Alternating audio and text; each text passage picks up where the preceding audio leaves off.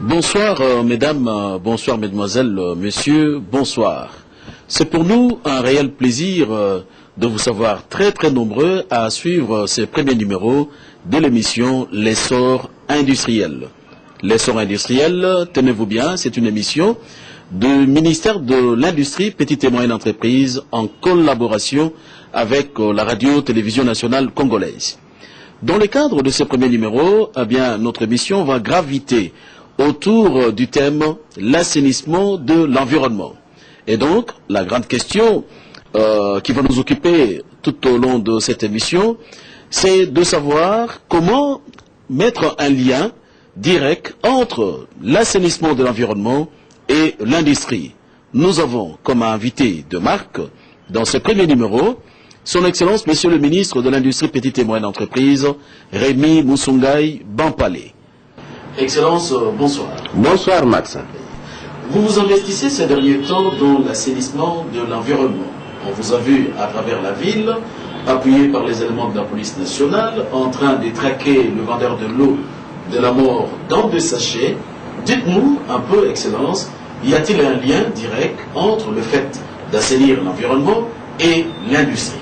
Vous m'avez présenté vos civilités, permettez-moi que je puisse aussi répercuter les mêmes civilités à ceux qui nous suivent pour le moment. Je dis bonsoir à tous les téléspectateurs. Souvenez-vous, un jour, répondant à la même question que vous m'aviez pertinemment posée lors du bilan de l'an 1 de notre gouvernement, je vous avais dit ceci, que la stratégie et politique industrielle gravite autour de 4 filières prioritaires. Il y a l'agro-industrie, il y a les matériaux de construction. Il n'y a pas de révolution de la modernité sans construction. Et vous voyez combien nos villes d'une manière générale, sont en train de changer. Alors, il y a troisièmement la révalorisation de ressources minérales. Nous avons le cuivre, cobalt, coltan, magnésium, niobium, colombo-tantalite. Tous ces minéraux ne doivent pas être exportés sans être transformés pour leur donner de la valeur ajoutée. La 4e filière, non de moindre, c'est la filière des emballages. Parce qu'il n'y a pas d'industrie sans emballage. Lorsque vous allez par exemple dans un magasin acheter un produit, vous vous attendez à ce que ce produit soit emballé. Voilà pourquoi les emballages occupent aussi une place très importante dans le domaine des industries. Et alors, ce que je suis en train de faire, je ne le fais pas seul.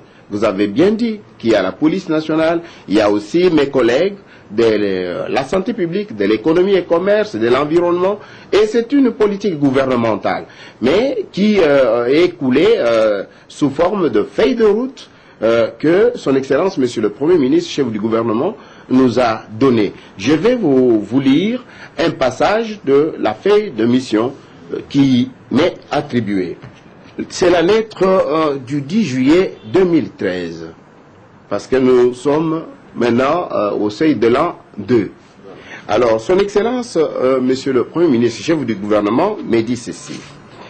Comme 7e priorité, il me charge de poursuivre la mise en œuvre de l'arrêté interministériel interdisant la production, la commercialisation et l'importation des emballages non biodégradables. Comme résultat attendu, les emballages non biodégradables ne doivent plus être produits, ni importés, ni commercialisés sur toute l'étendue de la République démocratique du Congo. Voici une des missions que le gouvernement de la République, sous l'impulsion de son Excellence, Monsieur le Président de la République, chef de l'État, Joseph Kabila Kabange, à qui je rends mes hommages les plus déférents, assigne au ministère de l'Industrie, Petite et Moyenne Entreprise. Pourquoi est-ce que le gouvernement de la République interdit les matières plastiques. J'ai eu plusieurs fois à revenir sur les dangers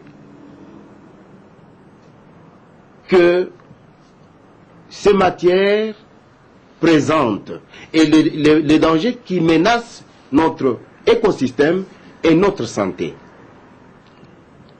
Les emballages en plastique se dégradent difficilement. Ils ont une durée de vie de plus de 100 ans. L'agriculture en ce moment qui se pratique dans la ville-province de Kinshasa et même dans la périphérie en souffre parce que les sachets empêchent l'eau de pénétrer le sous-sol. Et quand il pleut, l'eau stagne partout. Comme conséquence, les sachets et bouteilles en plastique bouchent les caniveaux, provoquent des inondations. Nous avons, vous comme moi, déploré la mort de plus de 20 personnes, de nos compatriotes dans Kalamou ici. Parce qu'il y a eu des rapages d'un taxibus qui est allé tout droit dans l'eau et nous avons déploré des vies humaines. Et j'ai plusieurs fois rappelé que tous ces emballages se dirigent tout droit dans le fleuve. Une ressource que la divine providence nous a donnée. Le fleuve Congo, deuxième après l'Amazone, le plus grand fleuve au monde, avec un débit très important, est en train d'être menacé aussi. Le fleuve est menacé comment? Mais tous ces sachets, tous ces emballages en plastique s'entassent et le sable vient se poser dessus. Et la profondeur diminue. La navigation devient de plus en plus difficile. Mettez-vous, par exemple, au niveau de Maluku et de Kinkole pour vous en rendre compte. Il y a quelqu'un avec un bateau en train de jauger le niveau de profondeur pour éviter que les navires aillent se cogner contre les bancs de sable. Entre-temps, nous avons notre barrage d'Inga. Un investissement précieux que nous devons conserver le plus longtemps possible pour le développement de notre pays. Parce qu'il n'y a pas d'industrie sans électricité. Ces emballages se dirigent tout droit vers le barrage. Et à un moment donné, le barrage sera saturé et nous n'aurons pas la facilité de draguer, dégager tous ces emballages qui vont aller s'entasser là-bas. Cela n'est pas admissible. Et plusieurs fois, nous avons démontré que les sachets qui sont utilisés pour conditionner des produits destinés à la consommation ne sont pas stérilisés. Et le conditionnement se font même à des endroits sales. Cela est contre la révolution de la modernité. Parce que la révolution de la modernité vise en ordre principal le mieux-être de la population. Alors, nous ne pouvons pas comprendre qu'on puisse utiliser l'eau verte. Nous l'avons démontré avec mon collègue de la santé publique à travers les sachets que nous avions présentés. L'eau verte pour donner à la population. L'eau doit être incolore, insipide et inodore. Mais regardez la qualité de l'eau qu'on est en train de servir à la population. Effectivement, Excellence, puisque vous parlez de votre collègue de la santé, nous avons suivi les images sur la RTNC. Quel est le message que vous avez voulu transmettre à la population? Je suis allé avec ces produits de la mort pour les présenter à mon collègue qui a la santé publique dans ses attributions. Pour lui dire ceci: Excellence, Monsieur le Ministre, à quoi bon commander des tonnes de médicaments? À quoi bon réhabiliter les centres de santé et des hôpitaux si nous ne pouvons pas mettre fin aux produits de la mort? En voici les échantillons. Considérez, Son Excellence, Monsieur le ministre de la Santé publique, a fait un message à la population pour dire à la population que l'eau qui est servie dans les sachets n'est pas potable, n'est pas destinée à la consommation. Et elle est considérée comme vecteur des maladies d'origine hydrique. Parce que c'est comme qui dirait, mieux vaut prévenir que guérir. Alors, le ministre de la Santé, qui est d'abord médecin de formation et de profession, est qualifié pour donner un message dans ce domaine précis, qui est le domaine de la santé. Et la santé, comme vous le savez, n'a pas de prix. Mais je pense d'abord, Monsieur le ministre, je pense que le travail que vous êtes en train de faire au nom du gouvernement de la République, c'est un travail salutaire. Et en tant que ministre de la Santé, j'aimerais encore une fois interpeller la population de la République. Particulièrement la population de Kinshasa, habituée à prendre l'eau dans les sachets. Parce que cette eau, vous savez, nous sommes en train de parler du choléra. Dans une mégalopole comme Kinshasa, la fièvre typhoïde, ce sont des maladies des mains sales, ce sont des maladies liées à la consommation d'une eau non potable. Je pense que nous devons demander à la population d'être avec le gouvernement. La population doit nous accompagner en dénonçant tous ceux qui sont en train de fabriquer de telles qualités d'eau. Et je pense que toutes les eaux qui sont produites dans des sachets, nous sommes d'accord, nous avons toujours soutenu au niveau du gouvernement. Et moi, en tant que ministre de la Santé, je dis qu'on ne peut pas tolérer qu'on puisse continuer à produire de l'eau dans des sachets. D'abord, j'ai vu les conditions dans lesquelles on fabriquait les sachets, avec quel type de sachets. Des sachets qui ne sont pas stérilisés. Et aujourd'hui, une eau, cette eau, sincèrement, même l'eau de la Régie des eaux, malheureux, est même plus propre que cette eau. On va déposer un échantillon à l'Institut national de recherche biomédicale, l'INRB, et je vous transmettrai les résultats pour que les gens sachent ce qu'ils sont en train de consommer. Oui, Excellence, l'opinion qui vous suit est tout à fait satisfaite du travail que vous abattez. Toutefois, ne pensez-vous pas qu'il faille s'attaquer surtout et avant tout à la source, c'est-à-dire les industries qui fabriquent des sachets non biodégradables? Exactement, c'est le travail qui s'est fait.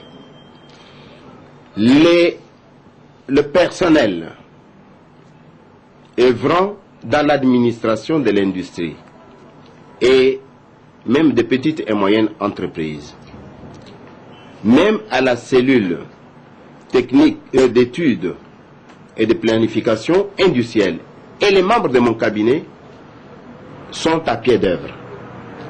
Nous avons des indications qui nous permettent de localiser les industries qui fabriquent des sachets interdits. Et ce sont ces industries-là, vous constatez, qui sont en train d'être fermées. Au fur et à mesure que nous avons des adresses, l'équipe descend, appuyée par la police et la justice, pour fermer. Donc c'est une application de cette mesure en amont. Et en aval, nous sommes en train d'assainir notre environnement. Et cela ne doit pas être l'œuvre personnelle du ministre de l'Industrie, petite et moyenne entreprise. C'est notre œuvre collective. Nous avons déjà instruit les unités de la police nationale congolaise pour que les unités puissent traquer, saisir tout ce qui commerce les sachets non biodégradables ou les sachets qui ne se détruisent pas. Et donc, nous allons insister avec les unités de la police en fait de pouvoir saisir les gens qui commercialisent, qui fabriquent et qui importent aussi. Parce que les mesures du gouvernement sont assez sévères à ce sujet et donc nous devons faire appliquer les décisions du gouvernement et lutter contre ces gens qui ne veulent pas obtempérer à ces instructions du gouvernement. Donc la police est chargée de pourchasser et de suivre, traquer ces gens-là afin qu'ils puissent renoncer à ces méthodes afin de pouvoir offrir de meilleures conditions à la population du Congo en général et de Kinshasa en particulier. Je pense que votre mot nous a vraiment touchés. Les dames et les messieurs qui sont là, ce sont ceux qui sont à Kimbanseke, qui sont à Kisenso, qui sont à Sangamamba, ceux qui sont à Maluku, qui sont à Bibwa, qui sont au centre-ville, à Barumbu, à Lingwala, qui sont bref à travers toute la ville, qui vivent avec nos populations. Et il n'y a pas meilleur ambassadeur pour le message que ceux-là qui vivent avec nos populations. Ayant très bien compris les bien fondés de la mesure, lorsque vous dites un fléau, lorsque vous parlez l'heure est grave, effectivement l'heure est grave. Aujourd'hui peut-être qu'on ne les perçoit pas directement, mais comment voyez-vous les années à venir si on laissait continuer cette histoire s'installer? Où vont cultiver nos mamans? Comment allons-nous avoir des légumes dans la périphérie pour nourrir la population urbaine? Les eaux stagnantes, avec tout ce que cela draine comme conséquence, qui traîne au-dessus des papiers, en fait de ces sachets non biodégradables. Nous avons compris les dangers. Et nous vous promettons solennellement, Excellence, de pouvoir encore davantage nous impliquer dans l'accompagnement pour éradiquer ces fléaux. Plus rien à vos ordres. Donc la presse doit pouvoir former, en informant, mais former la population. Ce message doit être véhiculé par la presse. La police nationale est déjà dans le bain. La justice aussi. Mais il faut que la population se mette debout, que la population comprenne que le message que le ministre de la Santé a donné, ces messages-là vaut son pesant d'or pour sa santé. Et la population doit empêcher la propagation de ce fléau. L'État a interdit la fabrication de l'eau qui n'est pas présentable et qui n'est pas potable. Tout à fait. Ça, ce n'est pas normal. Okay. Donc, en tant qu'un bon citoyen, il ne faut pas que ça passe comme cela. Bakinois, naïbi que mbongo eza pasi, baninga baluka kame, balanda quand même ba norme, balanda bamibeko l'État azo pesa. To yebi que bazo luka, eza ba moyen mais baluka ngona na ordre. Eza ne sengote que tout ça la boye, mais baye ba quand même que l'État a lingi, tomelama ya saleté, tomelama ya propre santé, eza na prité. Ok, Excellence, nous voyageons à travers le monde, nous voyons quand même des sachets. Mais ces derniers, c'est-à-dire ces sachets-là, sont jetés dans des poubelles, bien implantées à travers la ville. Le dernier cas que nous pouvons citer, nous avons été dernièrement à Libreville, et nous avons vu un monsieur bien descendre de sa voiture, prendre son sachet et aller déposer le sachet dans une poubelle implantée quelque part à côté.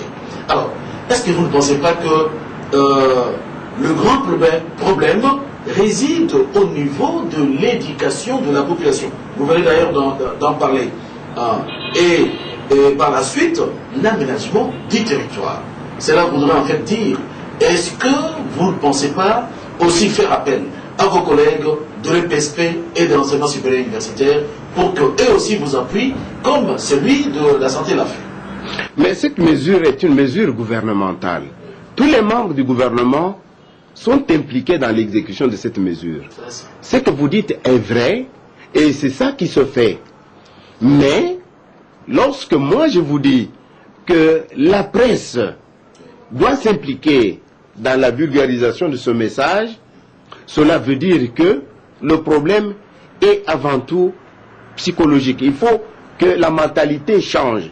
Vous parlez de quelqu'un que vous avez vu à Libreville descendre de son véhicule et prendre le déchet et mettre dans la poubelle. Mais nous avons des poubelles ici. Regardez maintenant tout le long du boulevard. Il y a des poubelles qui sont posées. Hein?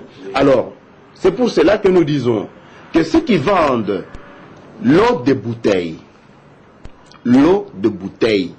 pas des sachets.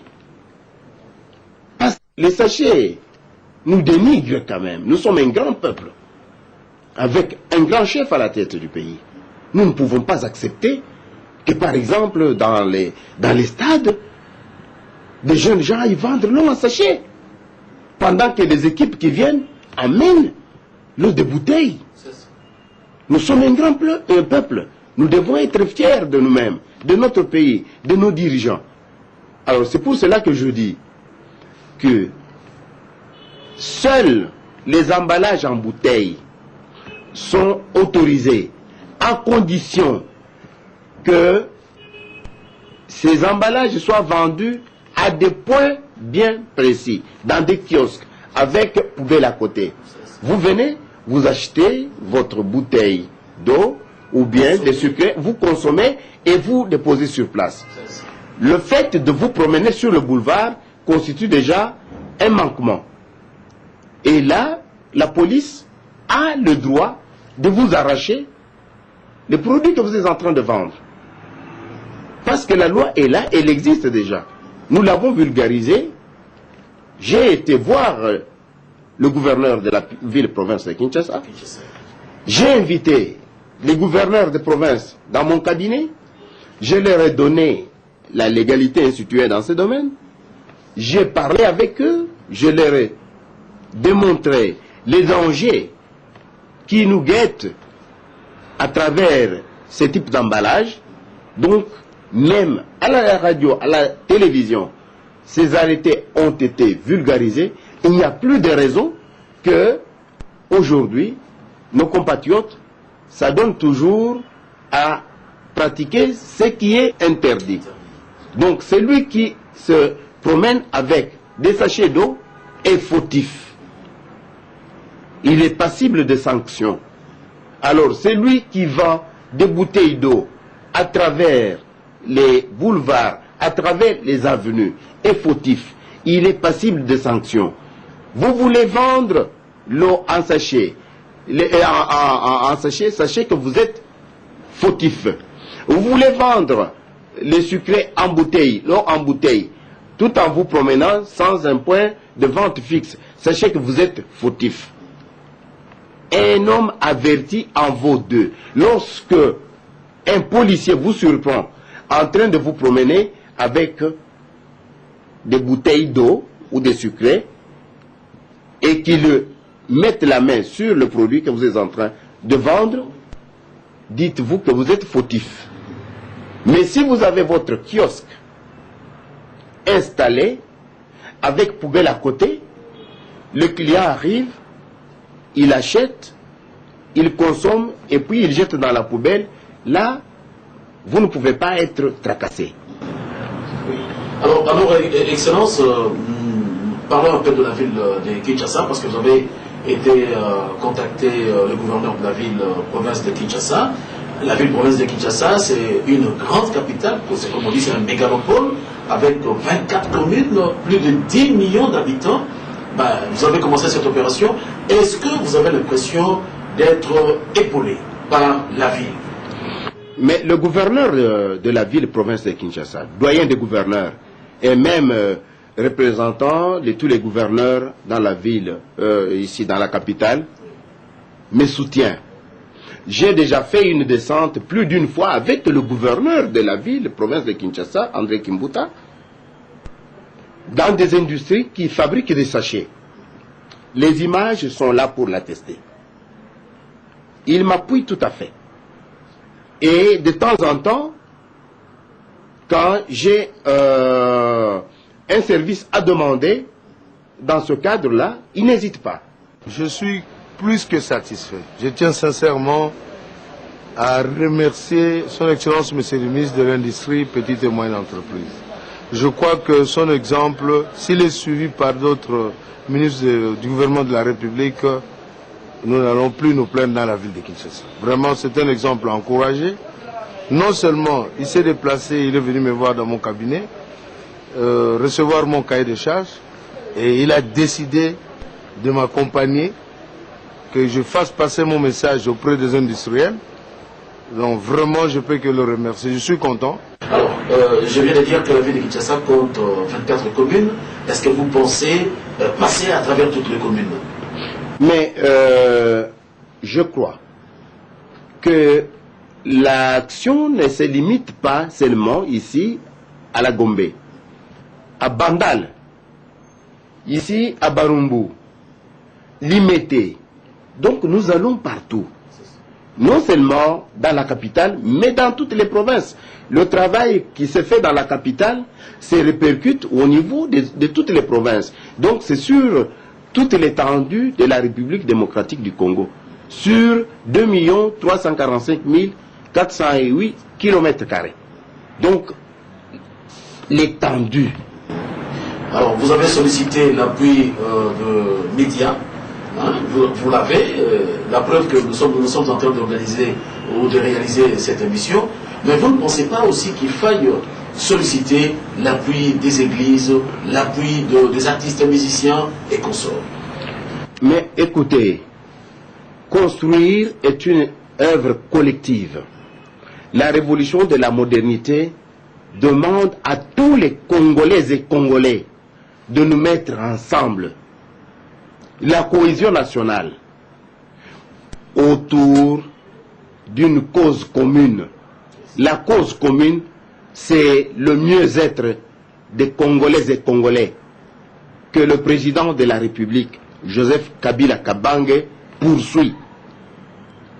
Donc les églises doivent s'impliquer, les écoles doivent s'impliquer, mais déjà à travers les médias, il n'y a plus de raison qu'une couche se mette à part pour dire, voilà, cette mesure-là ne m'intéresse pas. Parce que la santé, c'est la santé de tout le monde qui est mise en cause, qui est menacée. Même les pasteurs tombent malades. Il n'y a pas que les élèves, les étudiants qui tombent malades. Même les pasteurs, même les ministres tombent malades, ainsi de suite. C'est notre environnement qui est menacé. Nous devons tous nous mettre debout, nous serrer les coudes pour combattre ce fléau qui est qui n'est autre que les emballages non biodégradables. Alors pour terminer, Excellence, nous avons compris votre préoccupation. La préoccupation en fait est la suivante. Vous voulez faire de ces combats un combat de tout le monde. Voilà. Absolument. De tous les Congolaises et Congolais. Nous sommes à l'étape de la cohésion nationale. Le chef de l'État nous demande de nous mettre ensemble pour défendre notre santé, pour défendre notre environnement, en chassant de notre environnement ces fléaux qui n'est autre que l'emballage en plastique qui ne se dégrade pas. Alors nous allons clôturer cette émission. Je parie que vous avez un mot à adresser à toutes ces personnes qui se livrent encore à ces commerces-là, de l'eau de la mort, à travers de sachets non biodégradables. Mais le mot de la fin, c'est celui-ci. La loi est dure, mais c'est la loi. Celui qui va à contresens de la loi commet une faute et il est passible de sanctions. Il faut que nous puissions éviter des désagréments, des sanctions et tout ce qui ne peut pas honorer notre dignité. Nous devons nous conformer aux lois du pays. Et les emballages étant interdits par une illégalité instituée par le gouvernement de la République, nous ne pouvons que nous y conformer. nous vous disons merci, Excellence, pour ce premier numéro de l'émission L'essor industriel. Merci à vous aussi, Max. Merci. Voilà, mesdames, mademoiselles, messieurs, notre émission touche à sa fin parce que nous avons consommé le temps nous imparti. Je voudrais vous rappeler ici le thème de notre premier numéro de l'émission L'essor industriel. Il s'est agi de l'assainissement de l'environnement. Nous avons cherché, avec son Excellence, Monsieur le Ministre, à mettre un lien direct entre l'assainissement de l'environnement et l'industrie. Nous vous disons encore une fois merci et à la prochaine.